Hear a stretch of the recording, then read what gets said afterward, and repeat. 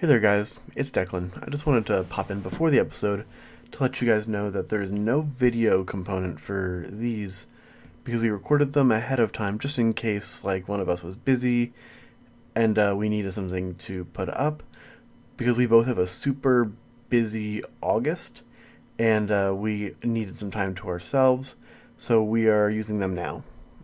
Just sit back, relax, and enjoy the audio.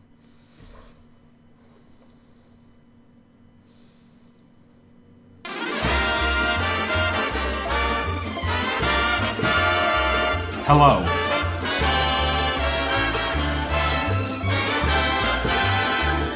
And welcome to Atomic Radio Hour, the show that dives into the wreckage that is post-apocalyptic. We are a post-nuclear podcast. I am your host, Vince, and I'm also here today with... Your infected host, Declan. Alright, I'm going to be 100% honest. Alright. We're going to review I Am Legend. And I wanted to go into this movie hating it. I could tell. I just really wanted to go into this movie and not like it. When the entire process of, watching it, I could tell that you didn't want to like it, but you were enjoying yourself. No, because the last time I remember watching it, I remember not liking it. And, I was watching it this time going, it's a lot better than I remember. Yeah, I only saw it once in the theaters, so I was excited to watch it again. But, mind you, we just finished we literally just got done watching 10 minutes ago. Yeah. And fucking this alternate ending just fucked me up in such a way. So we have the Blu-ray that has... Yeah, take that, peasants. Vince has the Blu-ray. Oh, I wasn't calling you out. Oh, well, it's true. Vince has the Blu-ray that has the bonus features and the alternate ending. Don't get start on the fucking bonus features, though. The bonus feature... We'll get to that. Alternate ending... Shit's whack. We'll get to that. Do you want to start with a brief synopsis of this movie? Okay, alright. Roll the So, alright, Will Smith is a colonel or a general, something high up. He's a colonel. He's a young man. Yeah, this movie came out in 2007, so they filmed it 2006, 2008. It's 2006 to 8, somewhere around there. It's over a decade ago. Yeah, and I am an aging gentleman. But that was the best part about the movie is you're sitting there watching it and he's got a Mac and it's probably an inch thick. No, it's a lot more than an inch thick. It's probably the iMac. The iMac? Oh my god. The iMac he has is maybe a 4-inch thick screen, but it's just the screen. Yeah. And he's got the backup hard drives, but he's got a laptop and the laptop's fucking probably 2 inches, 3 inches. Thicker than a bowl of oatmeal. Yeah, and it's just oh wow. Now they make a MacBook so it you look at it wrong and it breaks. Yes. You can literally sit on one and bend it. Yeah. Yeah. So he's a young guy, and the beginning of the movie opens up, and I don't remember the movie opening up like this, but it opens up with a woman, and she's something crippin', and she's like, I have developed the cure for cancer. And they're like, oh, how many people have you tried it on? She's like, 10,009. I don't know why I remember that. Yeah. And they're like, and how many people has a curative cancer? And she's like, 10,009. And the lady's like, oh, you cured cancer? And the lady's like, yeah. Yeah, basically. And then the next thing you know, it's the middle of Christmas, and it's in Manhattan, and everyone's gonna die. For the most part. Yeah, so... And then you find out that Will Smith is playing the character of Robert Neville, and he's the last person alive in the city that we know of.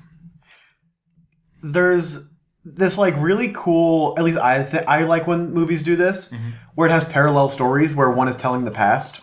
It's super common, yeah, but I still really like it where you come in and it has a little bit of backstory, then we have the current day, shit has already hit the fan months ago. Then we get another chunk of backstory.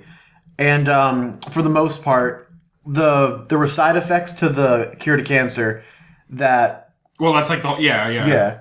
That kind of fucked everything up.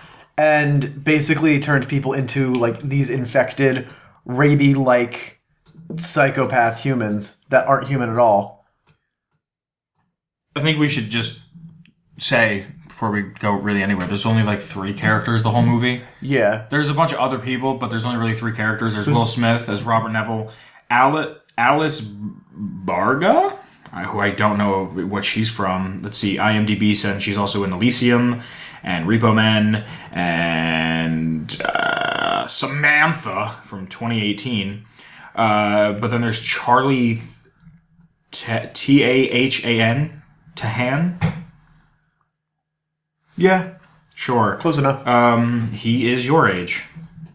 He's born the year you were born. Oh, that's fun. He was in... Oh, he's in... No, that's a different movie I'm thinking of. He's in Frankenweenie. He was in a couple of Law & Order episodes. Yeah. Not really anything crazy about the movie, but... There's also a dog. There's a dog, which... We'll get to. Cured of cancer, got fucked. And is turning people into terrible rabies creatures that are kind of sentient, kind of not. No, they're not. They're not. And this is why, okay. All right. Honestly, if I would have known this, like, in hindsight, I would have watched the whole movie, reviewed the whole movie, and then reviewed the alternate ending, because the alternate ending has now skewed our entire perception of the movie. And that's why I don't like it. That's why I'm upset. Like, you're upset. Because I was watching it going, I remember not liking this. I remember thinking, this isn't that good of a movie. Why did everybody like it? Is it just because it's Will Smith? And then, like, I'm watching this one and I'm like, oh, fuck, maybe it's not just Will Smith. Maybe there's just an actual good movie. Yeah. And then, like, the ending happens. I'm like, okay, I remember this. It's a little quick, the theatrical ending. And then you watch the alt ending and it's just like... Bad? Did you just write this? Like, you were there and like, fuck, I didn't think we'd get this far. Yeah. Well, let's explain kind of the plot. Okay. We keep talking about true ending, alternate okay. ending, and you don't know what's going on. Let me bless you with a synopsis. Please. Give me a frank synopsis. The cure for cancer is developed. People start getting it. Everybody starts getting cured of cancer. Turns out that it develops a secondary virus that is later referred to as the KV virus. Or the K... Well, I don't know if that's... I think V stands for virus. Exactly. What's that word when it's... It was... No, when you repeat something twice. Like ATM machine. Oh, I don't know. That has a special name. No, it's like... That's redundant. Redundant, yeah. I don't know. Maybe it's just the K virus... and the T virus. That's a whole different game. So the K virus comes around and they're all freaking out about it. And then I watched the special features. I didn't sit decking through the special features. I couldn't sleep the other night, so I watched them so I'd have a little extra to talk about. Will Smith and the writer and the director went to the CDC and they researched a bunch of diseases. Like real life viruses. That we have. Like, one of them was measles and another one was like HIV and there was like smallpox and the Spanish flu and shit like that. And the K virus is a mixture between measles and rabies together. In terms of transmission and symptoms. And how it affects you. So the K virus starts getting spread around, and New York, where the movie takes place, you don't really see anything outside of New York. It's ground zero for the virus. Yeah. And there's you see how Will Smith is like, he's got like a brand new car. Like, you could tell he went to a dealership and just took a car. Yeah. And was just driving around the city. And they filmed the entire movie in Manhattan. It's not on a set. So in the special features, they show how they they blocked off entire blocks at a time and filmed the movie. And like, they show the Mustang, that they had like 2 or 3 Mustangs. They were like, yeah, they killed the one car. Like, they killed it. Like, really? Like, it hit the oil pan and like destroyed the oil pan on a brand new car, like a brand new like 06, 07 car. On the set of the movie. Set. And the stunt driver was like, all right, I killed 2 of them today. Like, what the fuck? What? Dude, is that like covered? You know what I mean? Like, you're just cool with like, did they expect the movie to do that well in the box office? Say, oh, fuck these Mustangs. Well, it's fucking the mid-2000s and it's Will Smith. You're right. You know what I mean? So, whatever. The K virus happens. It happens in 2009, and it's 2012 when the movie takes place. And you kind of watch the adventures of a man who has been isolated for 3 years and has tried to learn how to keep himself occupied, keep himself busy, and keep himself entertained all at the same time. While developing a antivirus for the K virus. He's trying to figure it out. You find out through the story development that his wife and his daughter were trying to get out of Manhattan before they quarantined the entire island off, and what they wanted to do was get people out. They blew up the bridges. So Yeah, I love how they... okay, here's a big thing. They blew up the bridge, right? And the one takes place right by the Brooklyn Bridge, and you see done, right? Yeah. Am I wrong? Am I right? I just love how they call it a military quarantine, where they literally just exploded the bridges. That's a military quarantine. Yeah, of course it is. Today, you know what a military quarantine is today? A small nuclear device. Yes, yeah. I don't... I want to like this, and I know that the alternate ending is not the definitive ending, and it's, like, pissing me off. Alright, let's get to it. So... Alright, you want to just jump right into the ending, or you want to, like... Do you want to make them wait? I want to make them wait a little bit. I want to get that full ad revenue of time. We don't even make ad revenue. But... Did you like the movie? I liked the movie. After we see Will Smith and his dog kind of traveling throughout the city, figuring out how to survive, we eventually get to a point where him and his dog are out, like, going and adventuring for supplies, where the dog gets spooked and runs after one of these infected things. Yeah. Eventually, they kind of fight off some of them and then leave, but they see this, like, boss zombie. Like, he's totally, like... Yeah. Yeah, he's a boss zombie. And then... And you know how you know he's the boss? He's the only one that had a shirt. They all had, like, ripped pants, and he had, like, a tattered shirt on. And, like, his facial expressions were really animated compared to the rest. But then the next day, Will Smith has a mental breakdown and he springs one of his own traps and gets stuck in it just as the sun is setting, because these zombies, infected things, are sensitive to sunlight and they can't stay in the sun without burning, their skin burning off. He springs his own trap, and then the sun starts to set, and some zombie dogs attack his dog, and then he takes the dog home, and unfortunately, his dog perishes. What year did this come out? What year did it come out? 07? What year did World at War come out? I don't know. Hold on. 2008. I'm not saying that either World at War or I Am Legend influenced each other. Same year Nazi Zombies came out. Round 5 is Zombie Dogs. Yeah. In terms of the narrative structure of the movie, that's around round 5, so he should have known. Yeah, you're well aware. 3 years in, come on. Yeah. But, continue. unfortunately, the dog gets the virus and has to be put down. And you're just going to skim right over it, just dog down. Dog has to be put down. And Will Smith goes crazy and goes and mows down a bunch of infected with his car and flips it and almost gets killed. But people heard his radio broadcast that he does every day. No, we forgot to mention. And, yeah, we forgot to mention. And came and saved him from being nommed on. From there, they get him home and make sure he doesn't die. But the zombies track them back to the safe house. Basically destroy the place. They get trapped in the lab. But when they get down to the lab, they notice that one of Will Smith's tests was successful, and he actually does have a cure for the virus. I apologize wholeheartedly for that, everybody at home, and Declan, who's giving me the roast beef look. We'll get to that. That will not happen again. I thought it was off. I apologize. So they get trapped in the lab, but his cure works, so he gives the cure to the people that saved him. And basically locks them in his, like, crematorium, and then blows up all the zombies that are in the basement. And then we cut to the future where they somehow got out of the city with the cure and go to this, like, safe haven that's up in Vermont. That's where the movie ends. Okay. Now that you know kind of all about the movie, we didn't issue a spoiler warning. We're gonna put it at the very beginning. Yeah, fuck me, I gotta edit more, right? Yeah. Yeah. Alright, now that they know kind of the story, Yeah. let's talk about parts of the movie just... Specifically. And then we'll talk about the alternate ending. So, baby bait, I have written down in my notes. Baby bait? Yeah. I hate when movies do this, because it's such a trope to kind of get you to feel when it's like an artificial need of a feel. He's rummaging through one of the houses right before he meets the boss zombie Dracula. Yeah. And he like opens the door and it's like, do not open till Christmas.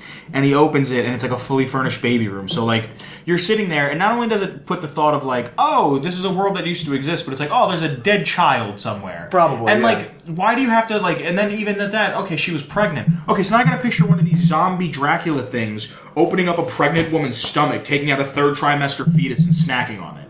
Like, or it could be like Alien just busting right through. yeah, why are you making me think it? Like, how do you know the fetus isn't infected? Like, how is the fetus not eating from the inside out? I mean, that is the scenario I just presented. Exactly. Like, yeah. why you gotta make me like? I get it, whatever. But it's the same thing. Like, you watch a cartoon, it's like, oh, like Family Guy. The Simpsons is guilty of it. Why is Stewie funny? Because he acts like an adult. Like, it's not like. I don't. It's a low-hanging fruit, almost. Thank you. It's a trope. It's like, this isn't. You didn't think. You saw another movie. I don't know. Shit like that bothers me. But, like, I love how he tried to keep up with his everyday of, like, oh, I'm gonna. Like, he went to return DVDs. Yeah. That's something that this generation doesn't do anymore. Yeah, and, like. If Declan called me, he's like, hey, you want to run to White Castle? And I was like, dude, I don't know, man. I gotta go return some DVDs. And he'd be like, return them to where? Would you buy something off eBay? Be like, nah, dude, I went to the tapes. What the fuck do we even used to call it? The video store. The video store? That's what I used to call it. Sure. Gotta go to the video. I'm so out of touch. I gotta go to the video store and return movies. He'd look at me and be like, what are you, fucking 98? Like, not years old. Yeah. Like 1998? Like... And then he's there and he's like talking to the mannequins. But did you notice the mannequin outside?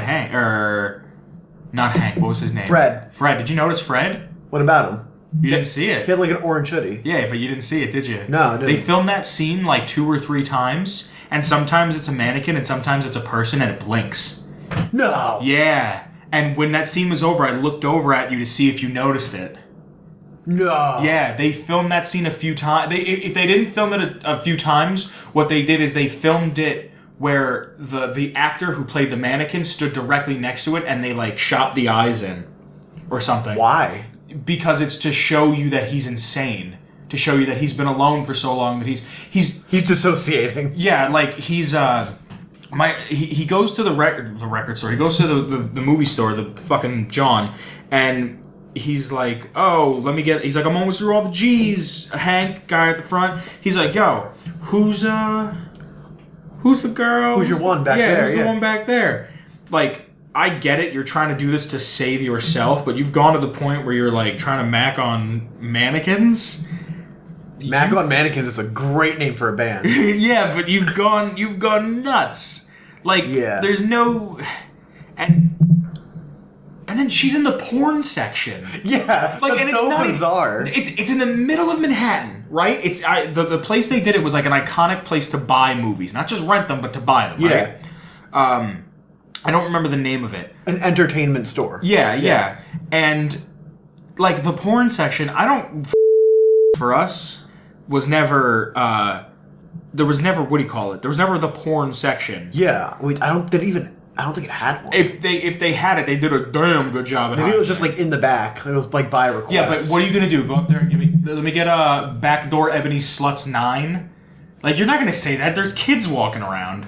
Hell, there's a kid working at the counter. Exactly. How do you know that kid's even fucking 18? That kid's probably a freshman in high school. But, like, they didn't even hide it. Like, it's porn out in the open. It was just, like, XX sluts. Like, yeah, there was, like scantily clad women in police uniforms and schoolgirl outfits. Yeah. I don't know, it was just weird to be that was a little bizarre. Like, and it was like, if they tried to do it to be like, this'll get them. Like, haha, like, I didn't see it, but... No, but how he tries to keep up with his everyday life. When I was watching the special features for the movie, they were saying that Will Smith plays golf a lot. Like, that's like his thing. The writer, the director, was driving up and down the highway in Manhattan, and he passed the Intrepid. Yeah. And when he passed the Intrepid, he's like, what if we could fucking shoot golf balls off that? You ever go to the Intrepid? I haven't been, like, on it, but I've been, like, near it. It's so fucking cool. It looks so cool. When every time anybody asks me, like, where do I want to see a Fallout game, and I 9 times out of 10 either say New York or Louisiana. Yeah. The number one thing I want to see is the Intrepid. That'd be so cool. Just to see if they can get working planes. Yeah. Just to, like, even if it's like a Rivet City meets like a Citadel type of deal. Yeah. That'd be so cool. Or even if it's like completely run by ghouls. Or they take the Intrepid out and it's run by ghouls and they're visiting other parts of the world. That'd be neat. I just like that idea of like swing, and that's what you do to pass time. Yeah. There's I really like the scene that I talked about where he springs his own trap. Okay. I really like the scene that I was just talking about before, where he springs his own trap, and he's like hanging upside down, like right outside of Grand Central Station. Yeah. And like the dog's barking up at him because the dog doesn't know what the hell's going on. But when he comes to again and it's almost nighttime, and there's like very clear like God rays, and when he cuts himself down and he sees the zombie dogs, and the dogs wouldn't cross the sun line, like that shit was so cool. Like that's some pretty cool attention to detail. Yeah. Because it was like you could see how much based on like the sun getting like setting That they would get closer. that they would get closer and closer. Yeah. That was really cool. Speaking of the dogs, though, let's talk about how CGI is a terrible thing to make your movie so heavily reliant on. Because it dates it. Yeah. When we were watching the movie to begin with, that was like, I think I said to you, I was like, I can't wait to see this shit CGI. Yeah. Like, even the grass looks bad. See, I didn't think the grass looked bad, but I'm also blind. So, I just didn't think I didn't think it looked right. yeah, I cannot see very far because my glasses are really out of date. Oh, But, really? That's yeah. how glasses work? They just kind of like expire? Your eyes change over time to like adjust. So you have to get your prescription updated. Really? Yeah.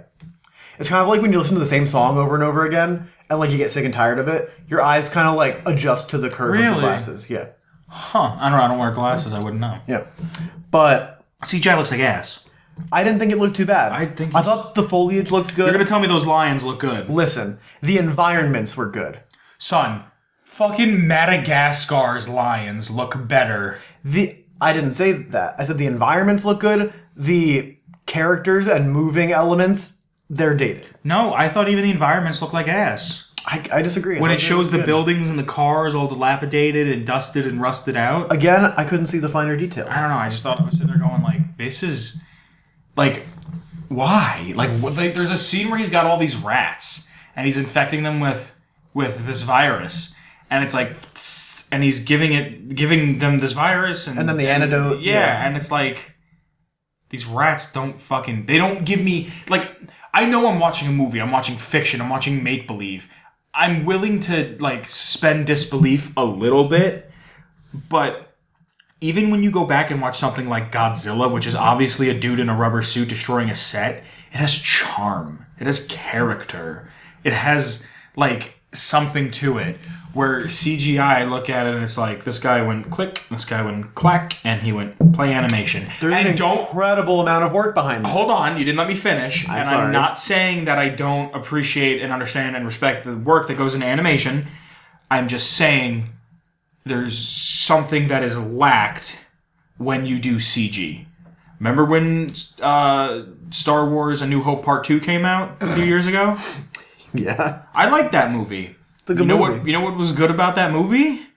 They used CG when they had to use CG. I agree with Everything you. was a practical effect. It stood in line with the original Star Wars, and it makes the movie look better. Yeah. You can go back and watch the Muppets from when the Muppets started to the Muppets now, and guess what? It looks the same. Because it probably is. And even if you watch a movie that has practical effects that are like from say the 50s or the 60s, like a science fiction movie, even if it's not cutting edge graphics for the time, Does it really need to be? it has that like, I don't know if panache is the right word, but it's like a patina. It's fucking like a patina. It's exactly like it. It's like you let a car sit outside and it rusted. And although it's not the original paint job, You're not going to sit there and tell me a fucking 57 Chevy. You're not going to nickel and dime it. No. Yeah. You're not going to tell me that a 57 Chevy that has been beaten by the sun and has taken on every element and is rusted and is that beautiful brown and red and teal color doesn't have its own certain sort of beauty to it. It has its own certain sort of beauty. Some people just prefer the mint condition, though. No, and I understand that. Yeah. But like CG is CG. The best way I can explain CG is an iPhone. It's really nice for 6 months, and then it gets outdone. Yeah, I guess you're right. You know what I mean? Yeah. Like I'm trying to think of other examples. Jurassic Park. I haven't seen Jurassic Park. Jurassic Park 1? The original. There was some good practical effects in that movie. No, I know, but obviously, was the T-Rex a practical effect? Yeah. Really? That was paper fucking mache. No fucking way. Yeah. Really? That was an animatronic. And you know what? It probably still fucking looks amazing. It looks incredible to this day. And you know what's not gonna look good in fucking 10 years? What? Jurassic World. Even the shitty... Well, they're not shitty. The first one's apparently really good. The Ninja Turtle movies. The live-action Ninja Turtle movies. I didn't see them. Neither did I. I didn't grow up with the Ninja Turtles. But... Like, it's dudes in rubber suits. Like, I hate CG. I hate CG so much. There is no point for you to have CG. Like, take the budget for CG, put it into practical effects. I mean, I see merit in both. I think that you should use practical effects when you can, but use CG when the thing you're trying to do is way harder or more impossible. I'm trying to think, like, Avatar. Remember Avatar? Mm-hmm. Have you seen Avatar since it came out? Maybe once or twice since it came out. I have that on Blu-ray. Yeah. I remember when that movie came out, I was really into it because it was like, this is the best looking movie of all time. At the time. Yeah. And it was like, I wonder if I went back and watched it, would it really how be it would fare, yeah. Like, did you ever see Disney's Dinosaur? Or Dinosaurs? Maybe. There's a dinosaur and there's a little monkey and the one like what's the long neck dinosaurs called? Yeah, I did see that, but it's been a fucking Yeah, when I was a kid. Did you have the toy? Yeah. Yeah, the fucking hand puppet? Yeah. I've seen clips of that movie maybe about a year ago. I remember like, I wonder whatever happened with that movie. That movie still looks good. For real? Yeah, like to be completely honest, like it's and you know me, I'm not Disney's. Yeah. You're not a Disney fanboy by any stretch. Yeah. No. You appreciate animation where appreciation's due. But that movie still looks good. I think it still looks good even though it's CG. But like, why are we? No, I'm not even gonna get into the remakes. Yeah. Not getting into the remakes. Don't get into the remakes. I think this movie, not that it kept taking me out, but like you would see a shot of Fifth Avenue and it pulls up and it's just nothing but cars and desolation and trees and vines growing out of the buildings. And I'm like, none of this is real. Like, it's so obvious. You're that such none an of this is old real. man. No, but if you showed me that in 2008 when this movie came out, I'd probably be like, wow, that looks great. You have to, like, this is an 11-year-old movie. It is, yeah. You know what I mean? Like, movies are like wine. If stored properly and cherished properly, they will get better with age. Another reason I went into this movie not wanting to like it is that I watched an interview with Will Smith and he's like, when I wanted to get into acting, I saw... And I mean, let's be completely honest, this is a big movie for him. Yeah, it was, yeah. Oh yeah, Will Smith is a YouTube star. What? Yeah. Can you believe that a YouTube star went back in time to get this this role? Will Smith, he said that he said in an interview, the movies that make the most money are action movies and science fiction movies. Yes. And he goes, I'm only going to do action movies and science fiction movies. And I heard that and went, oh, so you're not an artist. I mean, you should. I mean, do something because you love it, yeah, not because it's going to make you money. If the thing you love to do, if you love it that much, you can find a way to make it enjoyable and profitable. I don't know. It bothered me when I heard that because it was like, what if you get handed a script? Like, what's that movie that everybody loves with him and his son who's super woke? It was when he was a young kid, right? Yeah. Good Will Hunting? He's like, no, that's Robin Williams. Oh, no. He's like, Dad, my Captain America doll. Yeah. He's broke and he's selling computers. Yeah.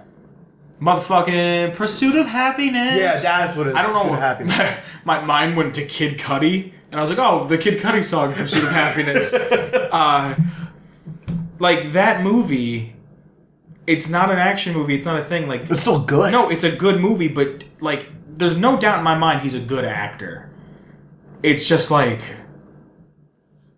I don't know. That it always sat with me weird. Like, it seemed like he was only ever doing it for money. Which, don't get me wrong, there's a ton of people that are only doing things For money.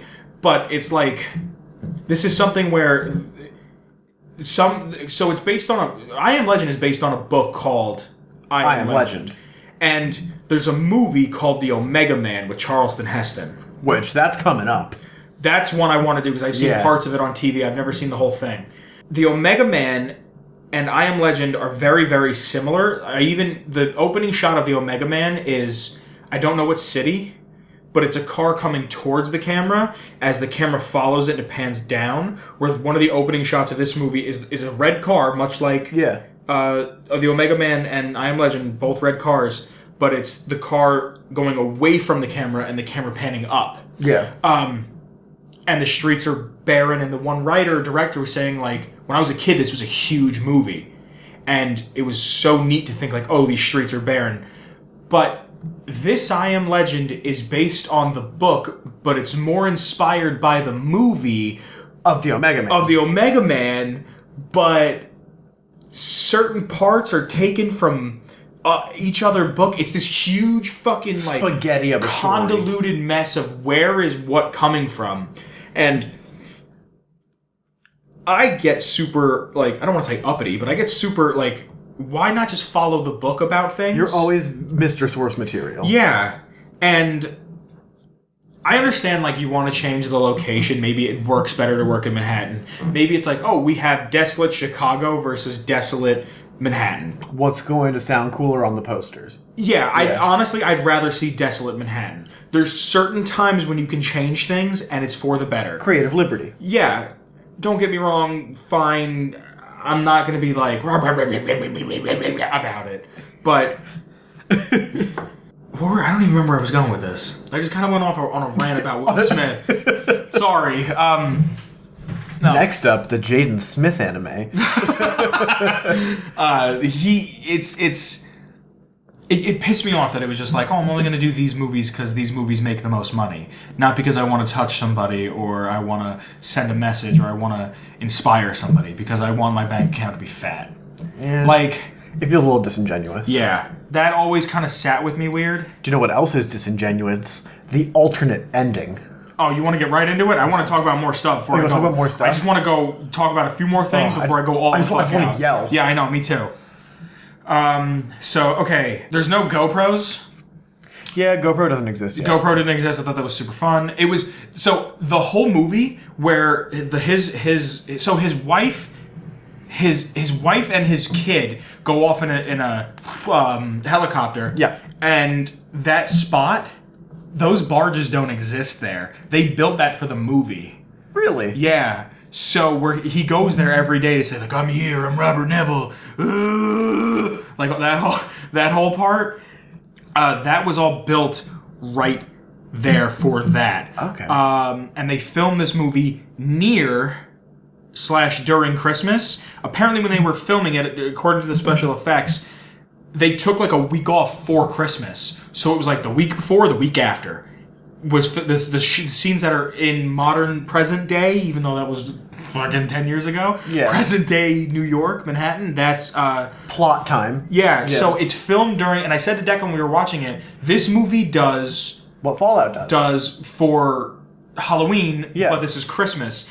All of the soldiers there, I think, that either did or didn't have a speaking role were actual National Guard soldiers that 10 months ago, that platoon or troop or whatever it is, I don't know, sorry, had just come back from Iraq or Afghanistan. Oh, that's awesome. Yeah, so it was... And they ran it as an exercise for them, so they probably got paid from the military to do it and paid from the film to do it.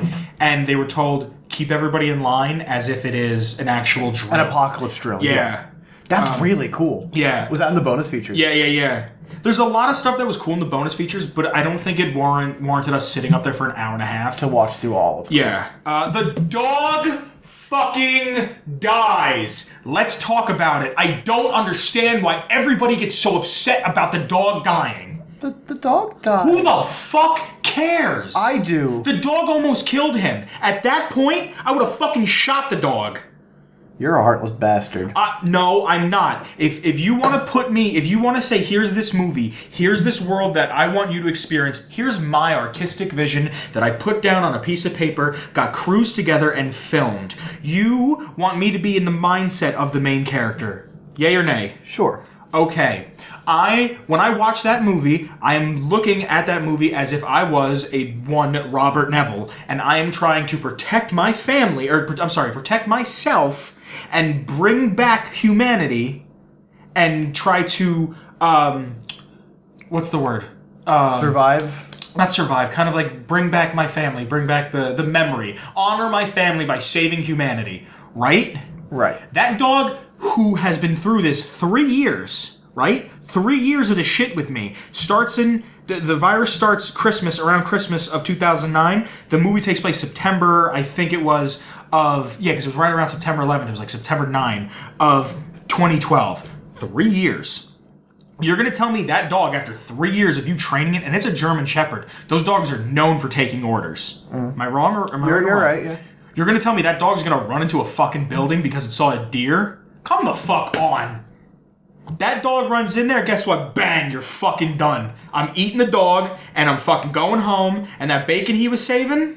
Like, it's No. And you know what? That movie came out in 2006. What year is it right now? It is 2019. That movie came out 13 years ago. That dog was already 13. It's a big dog, right?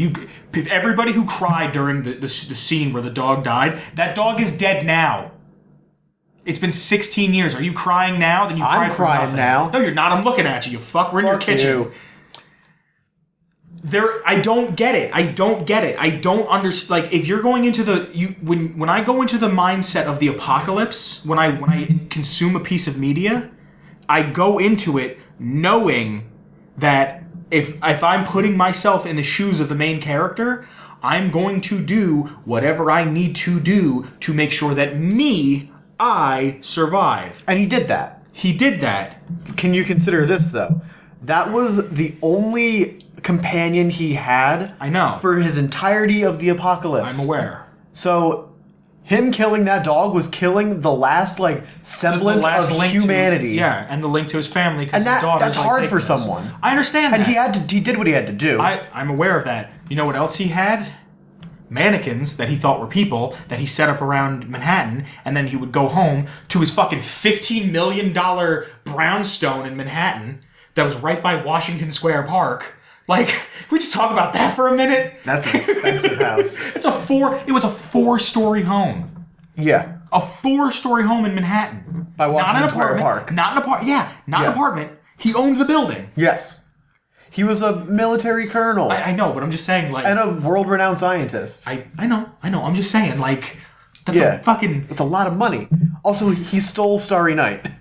He went to fucking... He went to the MoMA and took all the cool art and put it in his living room. Yeah, and that's something I only noticed now. When I was a kid, I was just like, oh, yeah, whatever.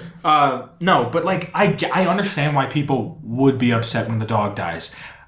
Because of the connection. He's losing a companion. Because of that. Yeah. I hate That's where I'm from. Okay. Because I've had a dog companion since I was a little kid. Always. Yes. But I hate when you watch a movie, you go see a movie with somebody, and the dog dies, and they just start crying because the dog is dead. Why are you crying? Because the dog died. Why is that sad? What do you mean, why is that sad? The dog died. Was the dog just there for fucking... Was he a prop? Was he background? I don't... You don't like dogs. You don't get it. Yeah, but even if it was a child, even if it was and that's the one thing that always gets me is you don't hurt kids, right? And that's why I hate when they baby bait, because when they baby bait, it's like, oh, you're not supposed to. You're putting that job in my head. Yeah, you're not doing it. You're making me do it. Exactly. It's So it's like when they bleep out curses on the TV. They're making you say the curse in your brain. Yeah. No, it's just... I don't know. It's just, it fucking... Like, it's such an easy, like, it's you didn't work for it. I don't feel like you worked for it. You didn't work for me to and like the dog dies so quick. I don't remember the dog dying that quick either. The pacing of the movie is fast. Yeah. It's slow for the first 20 minutes, and then it's fast. I thought the family dying was a little... Okay, hear me out. I thought how they died was a little weak. Just because I don't feel like... And this is going to make me sound like a masochist. It didn't put enough on him. Like, if he died because he was like, no, we don't need to get on the helicopter. We can get on the boat. Something like that, right? Yeah. And then they died because somebody was infected. I feel like that could have been a little more like I could have stopped it. More impactful. Yeah. Them getting on the helicopter and it being a random happenstance that one helicopter took off and someone grabbed on, threw off the balance, and it flew into theirs. It was like beyond his control. Yeah, like it's not something that he could have changed. Like it wasn't like... And even if you could make the argument and say, well, if he was there 10 minutes earlier, he never said about getting there 10 minutes earlier. Yeah. He never made a big constraint over time of other than what time do you have? And he's like, okay, we got 10 minutes, we'll still make it. It wasn't like, fuck, I should have been there an hour ago. You know what I mean? There was no mistake in accountability. Yeah. It's just something that happened and it sucked, but it happened. I also wanted to bring up real quick, the dog dies and he buries it. Even though I fucking don't like the whole dog dying things. Like, not that I don't, I just don't, it doesn't resonate. I like that idea that you bury the ones you love, and he was cremating all the test subjects. Yeah. Yeah. Walking Dead's really good at that. Yeah. Where they show that, like, oh, I mean, when I watched it, this was someone who we traveled with and we love them, we bury them. Yeah. They get the respect. Shrek. Okay, so you didn't believe me when I said... I'm just trying to run through this real quick. I apologize, because I know you want to get to the shit ending. I know, I want to yell. Shrek. So the scene where he wakes up... What are you doing in my swamp? Where he's saying, what are you doing in my swamp? I think is like the rest of the movie. Alright. Hear me out. He's like, what are you doing in my swamp? And he's going through this whole thing, and he's like, you hate people. You say you want to be around people, but damn, Shrek, you hate people. I'm making waffles. Like, that whole bit where he's doing that, like... You do a decent Eddie Murphy and a decent Mike Myers. Thanks. Like, that wasn't bad for either of them. If they do Shrek Retold of Shrek 2... Donkey! Fucking Shrek was like an instant classic, but that whole part, he's like, you did exactly what you did. You're gonna try to do to me what you did to Fiona. He's saying that, like, I didn't write everything they were saying down, but if you watch that, when they show up, when Anna and Ethan show, and Ethan doesn't say a word. Yeah. That kid got paid to do nothing but go. This is a visual medium, or an audio medium. I keep forgetting that. Yeah. What I did is I made gasp noises and looked around frantically. That's all the kid did. Yeah. Shout out to him if he's listening. Come on the show. Will Smith. Let's get Will Smith on the show. Get Will Smith on the podcast. Then he can tell you about his only adventure. Yeah. His money. I'll take it back. Will, come on. We'll talk about the Bring first. Jaden Smith too. He's cool. No, yeah. I like to actually talk to him and be like, you know what, Jaden? What if the Toblerone sees us the way the Toblerone sees the world? And then be like, yeah, man. Yeah. He'd be like, I met Kanye? That was the symbolism. No, but if you listen to Shrek and what he's saying and how donkeys don't fucking give me that face. I would love to meet Jaden Smith. I would love to meet Jaden Smith. I wonder if Jaden Smith does drugs. Like, imagine if his ninth eye opens up when he does acid. Oh my god. And he's like, I can feel myself vibrating with all things that are being. He resonates with the universe. Did you ever hear his song Batman? No. Batman. Joker just put me on acid. You never heard that shit? No. It's oh dude. Sounds like a trip. It's fucking great. Like, I hate that I love it. Like, I'll put it on in my room and I'm just like, Batman. And he's wearing like a completely white bat suit. And I'm like, Jaden, you're not a fan. Like, you would understand why that doesn't make sense if you were a fan. That whole part, I thought it was really weird that they chose that part. Like, you could have put any other part in the movie.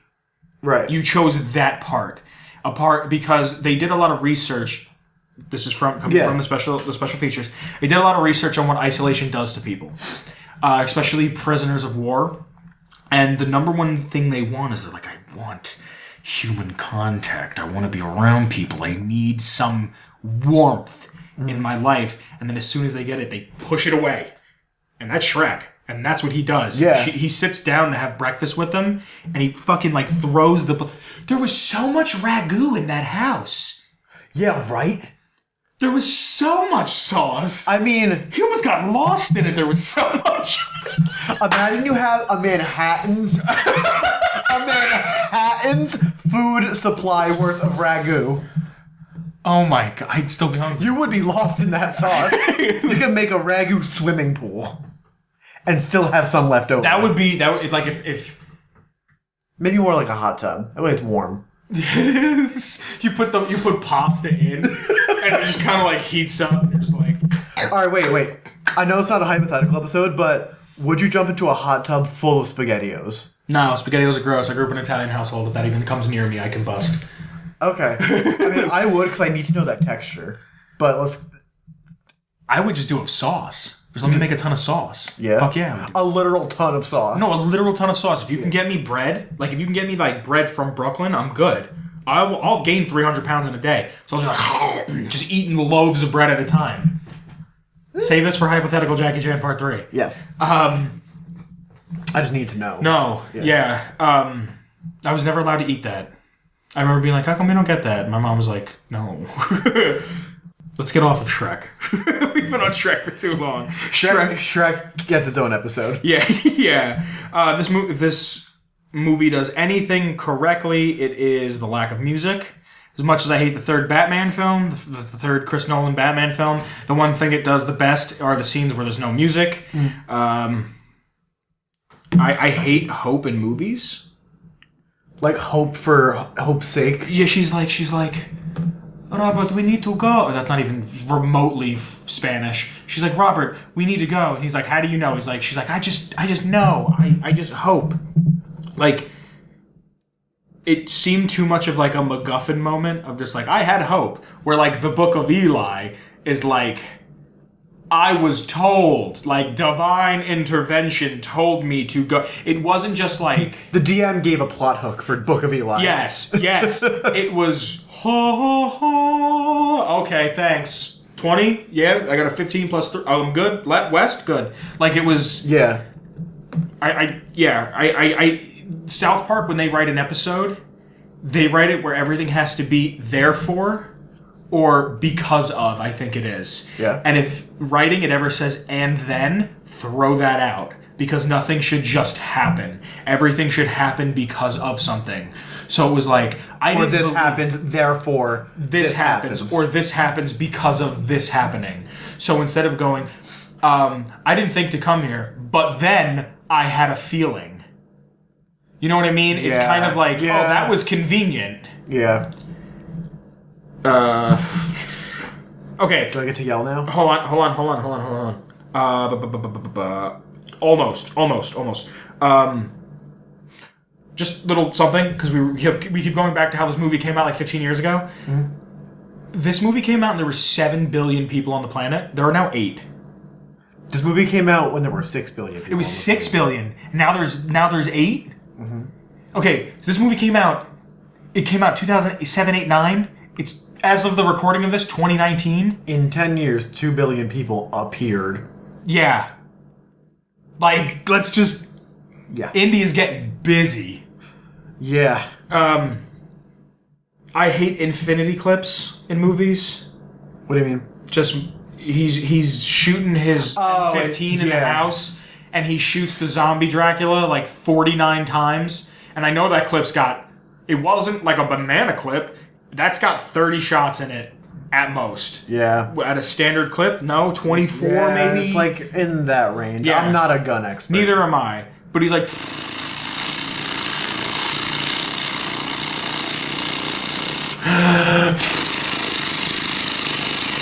oh no, I'm out.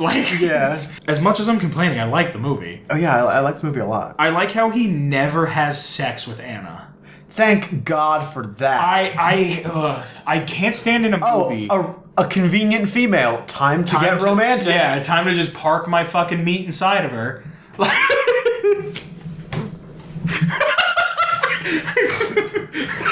The face you gave me. Just, I can't stand that. Like, in The Walking Dead, the first, like, season, you think Rick Grimes is dead. So his best friend's like, I'm gonna go plow my buddy's wife and get her pregnant. And it's like... Jesus. Really? Why? To what end? Like, who does this benefit? Nobody. Exactly. I don't know. I was super happy that it wasn't like... There was no romantic at all. Yeah, and I have written down here, can I save you? I don't know what that means. I think it was him saying, can he save them? Oh, I can save all of you. Oh, okay. Yeah. Okay. The ending. Let's do the first ending. Fine. Because... So, the woman shows up, Anna shows up with her child, or who is a child. They don't even say that it's her child. Yes. And he doesn't have an accent. Because he doesn't speak. Yeah, so you wouldn't know. So, the kid's there, she's there, she leads the zombie people back, the Dracula zombies back. By accident. And as she leads them back, they start attacking, they go down to the basement, and he's like, get behind the plexiglass, right by my cremator. And he's like, all right, I got you. I'm Will Smith, Men in Black. And he's like closing up the plexiglass, and the boss zombie, shows up, and he's the only one wearing a shirt again. Yeah. And he's like, the important one. Yeah, and he's like, and starts like bashing his head. That was a beautiful sound to be playing on someone's car speakers on their way to work. He starts smashing his head into the glass, and eventually the glass starts turning into like this butterfly like shape. Pattern, yeah. And the whole movie, they put these little CG butterflies in certain spots that CG. Yeah. But Will Smith's kid, this is Willow Smith. Yes. Willow Smith's like, Daddy, look, a butterfly. Look, Daddy, a butterfly. And they're like trying to get out of Manhattan, and he's like, we're all gonna die. So then the butterfly shit shows up, and I think they do like a thing of the little kid going, oh, Daddy, look, a butterfly. Yeah. And to be like, fate. Yeah, to be like, remember this from before? Remember the foreshadowing? Remember all those oranges before people died? Fucking, just, and then he's like, oh shit, and he looks, the theatrical ending, he looks over at Anna, and she's got like a little tattoo on the back of her neck of a butterfly, and it's like, Daddy, look at the butterfly. Look at the butterfly. Look at the butterfly. And he's like, oh fuck. He's like, this is it. So he's like, get in the cremator. They're like, the fuck? And he's like, seriously, get in there and wait until morning and then leave. And he gets him a vial of the cure because the one zombie Dracula thing he was working on had a vial that had the cure in it. So he found the cure after 3 years of research. And he puts them in there and he grabs a grenade and he pulls the pin and he runs into the glass. Runs into the glass and the kills the explosion. basement. Yeah, destroys the basement, kills all the zombie thing, and then it shows jumps to the future, and it shows Anna and Ethan going to Vermont, and they're at this what was that town in Fallout 4? Sanctuary? Not Sanctuary. Covenant. It looks like Covenant. It has like walls like Covenant. And then, so I had heard the original ending. If you went to go see I Am Legend in the theater, when you went, there was 2 showings. Not because it was a big movie, because Will Smith was going around telling people the ending before the movie came out. Oh. So, the movie was gonna come out, and he was like, dog, wait till you see it. Like, it's... this happens, and then that happens, and then it's crazy. And somebody was like, Will, the fuck? Shut your mouth! So they filmed the second ending. So when they showed it, some theaters already had the first cut. The first, what is now the alternate ending, and then the theatrical ending. Which is the true ending. Which makes much more sense. And it's a better ending. Yeah. Now do I get to yell? I'm just going to let you introduce it. So, the alternate ending. When they get behind the plexiglass in the basement and the boss zombie is bashing his head and it makes the butterfly. No, it doesn't make the butterfly. He's smashing it and it just spiderwebs out. Oh, yeah. And his hand is bloody. And he makes a butterfly like pattern accidentally out of his hands. No, he doesn't. It's the blood from on the glass. No, he does it on purpose. That's what's so bullshit about it to me. You're gonna tell me these things are so fucking stupid that he runs in the room and he's throwing people against the wall, right? Like it's this close to being a better ending because when he's at Grand Central Station and he's holding the dogs back and lets them go. Remember, I went, so they're sentient enough to know how to use that. Yeah. Right? He was sentient enough to pull a screwdriver out of him and Will Smith was like, bow, right? Yeah. So he's sentient enough to know I have to get to the other side of the room. He's pushing people away, but they're also sitting in rooms. You saw them in the bank going,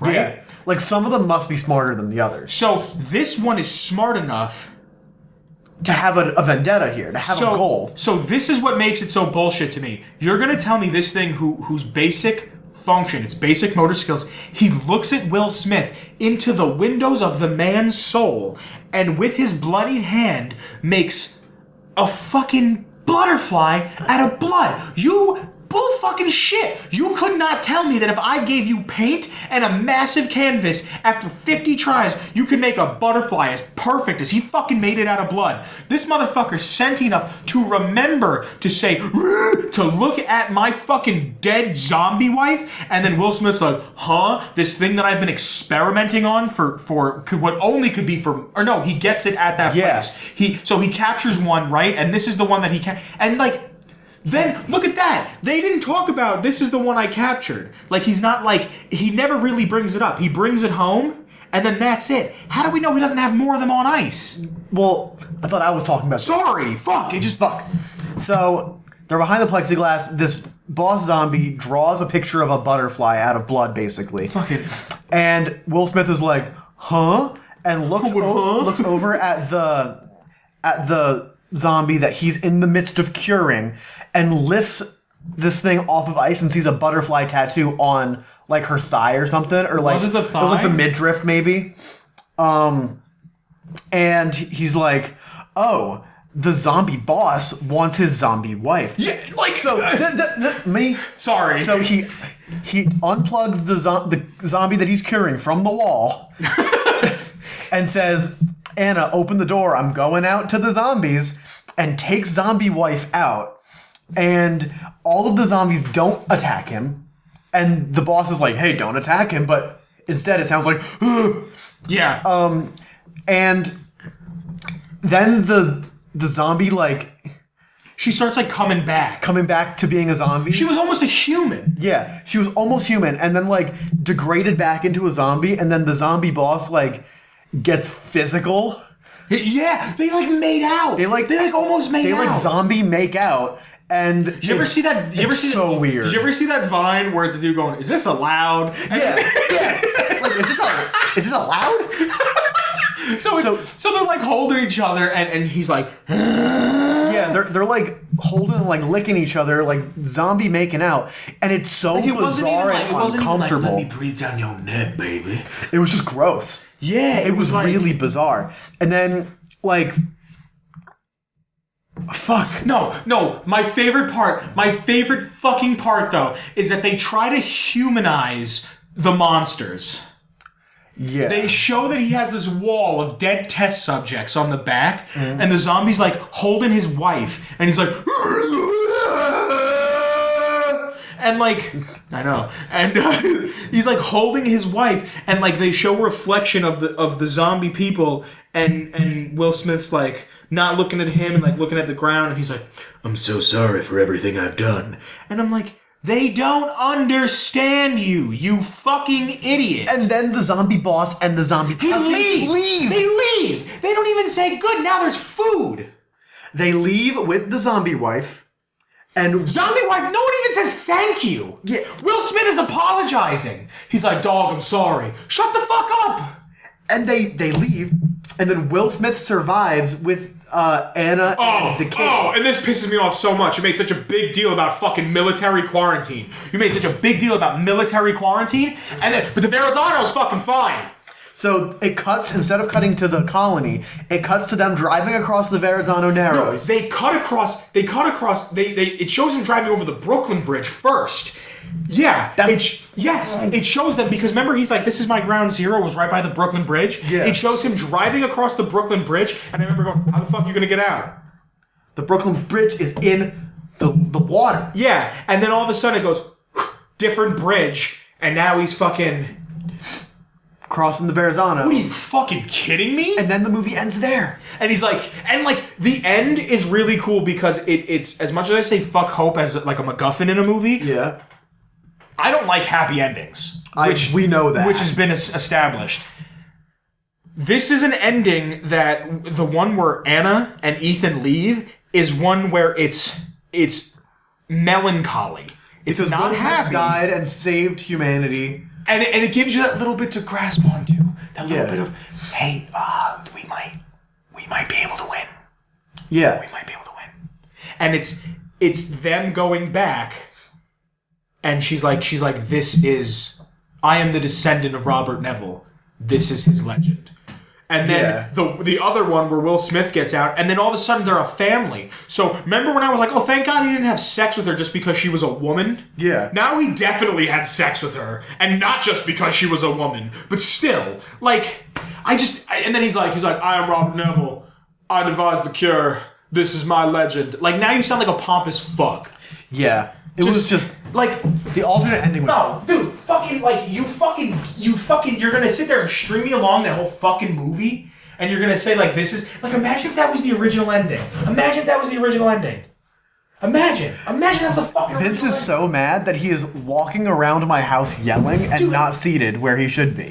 Fuck you. Imagine if like if there wasn't a better ending. In the book, apparently there is something that he goes to, I want to say South America, and gets bit by a certain type of bat, and he believes that it's like the bat that bit him might have something to do with the cure.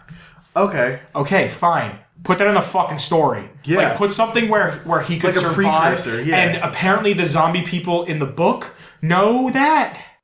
They know that he has the immunity, and they want to speak to him. Okay. There's like some weird difference to it. Irrelevant to the case of the movie. Like, I haven't read the book, so I can't speak on it, but if the book is as different from what I have heard, if you made the Roblox movie and put it out as the Lego movie, and it was like, well, it says the Lego movie, it has to be Lego, even though everything's obviously Roblox. Like, you'd be like, come on. It's just too different, apparently. Yeah. Like, and again, I'm source material McGee, but still. I Am Legend's a good movie. No, and like, don't take this as a bad way, Kyle. I'm so sorry if you don't listen to this one, but no, I like the movie. I thought it was good, and the original it was a lot better than I thought it was. The ending that made it onto DVD and plays on TV, and the one that was after Will Smith ruined it. That's a good ending, and it's a good movie. But you know what though? When I rewatched it, I did notice it does seem a little quick. Like, it does seem like, hey, we gotta do reshoots. Like, it does. It's better, and it's a good movie, and I really like this movie. No, I did. What would you rate it? Let's just say it like this. What would you rate it? I would rate it, 7 zombie carcasses out of 10. Yeah. Yeah? Yeah. If I'm allowed to do I do decimal? seven dead dogs out of 10. Okay. I mean, if we're allowed to do decimals, I'll give it a 7.75. Okay, yeah, I'll let you do decimals. I'm not going to stop you. Yeah. Because, like, it's not an 8, but it's, like, better than a 7. I think it's just a 7. Yeah? Yeah. I like I'm trying to not let the other ending, because, like I said, I liked it so much more than I thought I was going to like it. Yeah. It's just... Yeah. I don't know. It's just, yeah. So the special features. There's something that are called animated comics, which just means animatics that got colored in. Yeah. The first one, I don't remember them in order, but there's one that takes place in Central America, that is like a camp, not like an internment camp, like a FEMA camp. Yeah, like a quarantine zone. Yeah. And all of a sudden, these dudes in like trucks pull up and just mow everybody down with AKs. And there's these two kids that like watch the whole thing. And the one girl starts crying, and then like they start bleeding. Like her tears turn to blood, so she's obviously infected. Mm-hmm. There's another one where it's the most visually appealing. It's somewhere it says like somewhere in the middle of America, so like farmland, like real flat, like some Kansas ass. Yeah, there's a guy who he's in like a super Mac prison, like a super lockdown, like it only holds like under 500 prisoners, and each one is in a 6x6 cell, and like and they take all the prisoners out and they move them somewhere else, and inside the prison they're about to put in like celebrities and CEOs and to keep them safe. Wow. Yeah, and like one guy, there's a military guy who's talking to the president, or like the guy who's in charge of the military in the U.S. The colonel, the general. Sure. Oh yeah, the general. He's like, General, you have to understand the irony. He's like, I don't give a fuck about no fucking irony. And he's like, okay, okay. Like this dude who they don't let him out. Like they don't let the one guy out. I guess they were just gonna keep him in there till he dies. Because he was like, too bad. He says he's like, Time magazine said I was the worst man in the history of America, but at least I made the cover. And he's going on this whole thing. He's like, they said what I did was terrorism, but it was actually patriotism. And like, it's a really cool idea. And then you get to the end of it, and it's like, wait, what? Like it's too. It doesn't. It said, I don't know. It's too up its own ass. Yeah. But the one that struck me the most, like I remember watching it, because I remember watching the DVD when we rented it from a video store when I was little, and I remember watching all the special features, because when this movie was first out, my parents said to me, you want to go see this? And I was like, no, I'm good. And they're like, why? I'm like, I don't know, it looks scary. Like, it's not for me. And they're like, come on. I was like, no, I'm going to go to another movie. And I went to go see fucking Fred Claus. So I sat in a theater, I sat in a theater by myself watching Fred Claus. While my mom, my dad, and my sister went and watched I Am Legend. And they were like, you should have came. It was You're awesome. so lame. Yeah, dude. I was like, oh, it's scary. And I was at the I was like fucking 10. What do you want me to do? Your sister was younger than you. Yes, I'm aware. You're a bitch. I'm a bitch, yes. But like, and I was like, how was it? And they were like, it was good. And I was like, okay. And they're like telling me about the movie. I'm like, and they're like, and the dog dies. I'm like, oh no. And as you couldn't relate. But I remember, like, when I saw it at home, they were like, this is such a good movie, you gotta see it. And I watched it, I was like, wow, that was fucking tight. Yeah. And I watched it, so that was, like, my thing. I liked it, and then I watched it again, I was like, this isn't that great, and then I watched it now, and I like it. The next time you watch it, you're gonna hate it. Probably. So, the one that I thought was the coolest one out of all of them is it takes place in China. It's in Hong Kong. Okay, cool. And it's very quick, it's very slow, and it's a woman wearing completely white.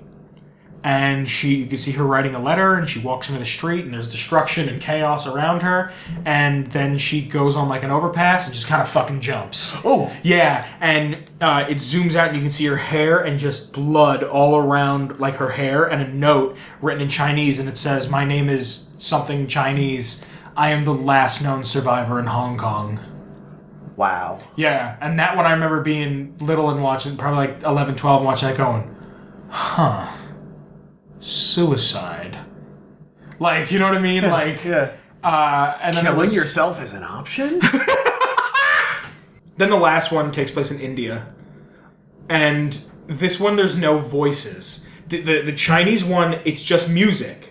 The one in Central America is just music. The one with the prisoner, there's voice acting. It's only like 3 people. But this one, I was like, it was like 3 a.m. and I'm watching, and I was like, I don't got no fucking time. Like, to be reading this shit. You need to say it to me. Like, I bought a disc with words that speak to me. Entertain me. So it's this girl who's like, her father's like, we need to get into the basement. Everything's going on quarantine. They had money. It was like a vault. And then she's like, I'll be down there in a minute. I want to see my boyfriend. And she doesn't say that. So she puts on like a sick mask, and she goes out, and she's like, boyfriend, I love you. She's like, and he's like, your father would not allow me inside the vault. And she's like, wait, give it 2 weeks and we will meet up again, and I love you. And they like kiss, And then he goes to the vault, and she tries to open the door, and the door doesn't work. And she's like, what the fuck? And the dad's like, you went to go see boyfriend, did you not, daughter?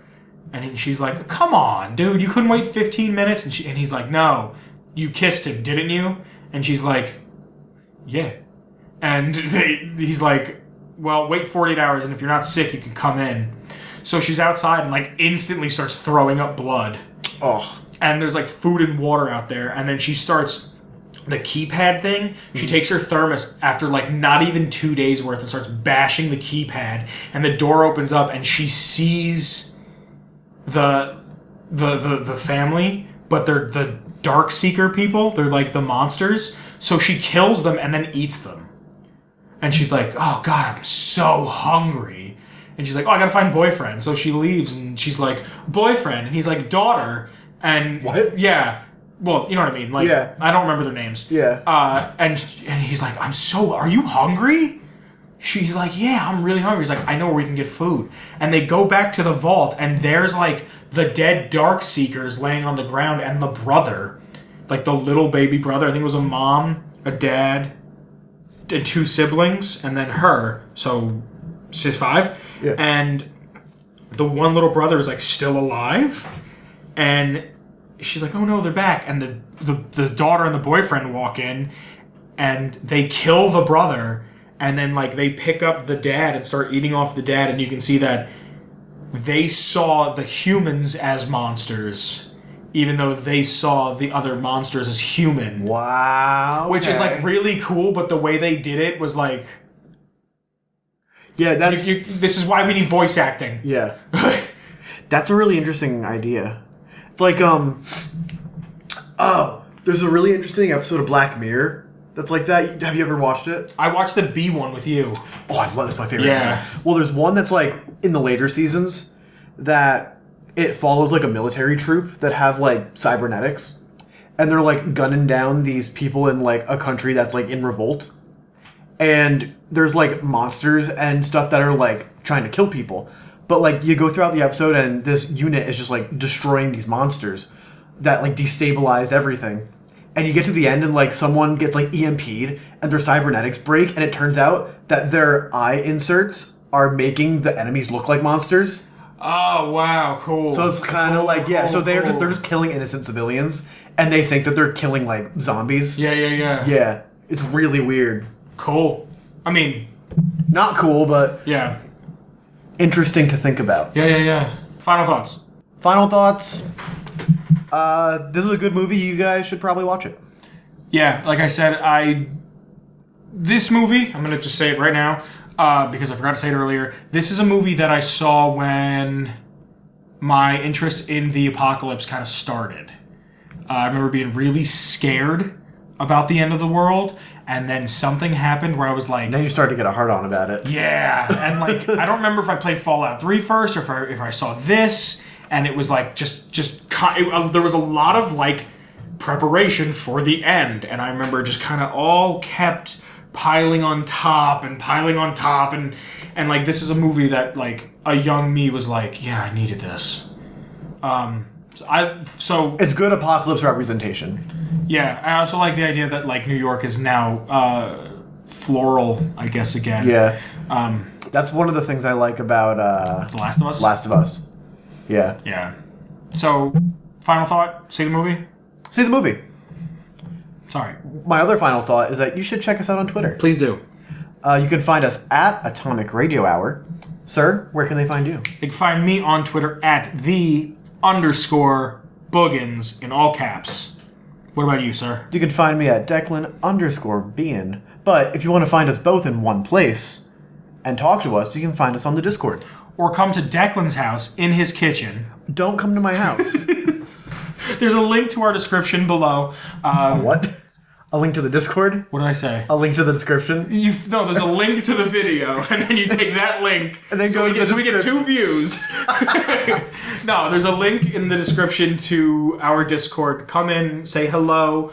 The code word is avocado. Oh God, we're doing code words now? Yeah. You can also find us on all of your favorite streaming platforms. Let's name them. We got Spotify. We got Apple Podcasts, maybe Google Podcasts? I'm pretty sure. We got Stitcher. Castbox. Are we on Earwolf? I don't think so. I don't know. We're on most of them. We're on a lot of them. Also YouTube, though. Yes, and if you're on YouTube, thank you so much for listening. Make sure to smash that mother effing like button. Subscribe to us. Share with a friend. 5-star us. Send a video reply. I'm trying to think of other outdated YouTube stuff. Recommend us on Yelp. Rate your professor. Yeah. Link with Vince on LinkedIn. Yeah. You know who else we want to link with on LinkedIn? A supporter of the show, Mr. Michael Mello. Thank you, Michael Mello. Thanks for giving us money on Patreon. If you are a supporter on Patreon and you didn't hear your name, it's because this was recorded in the past. But thank you all. There's also a link to our Patreon below. I think that's all we really have to say. That's what, my man. The only other thing we have to say is goodbye. All right. See you later, guys. See ya. I kind of feel bad that I did a lot of yelling. I don't. Really? Fuck that ending. No, I know, but I don't want people to think this was just me bitching for like a yell fest. I mean, people are here for us. I guess. You want to hug it out? Yeah. Bring it on in. Yeah. Way to get up, you fuck. Atomic Radio Hour.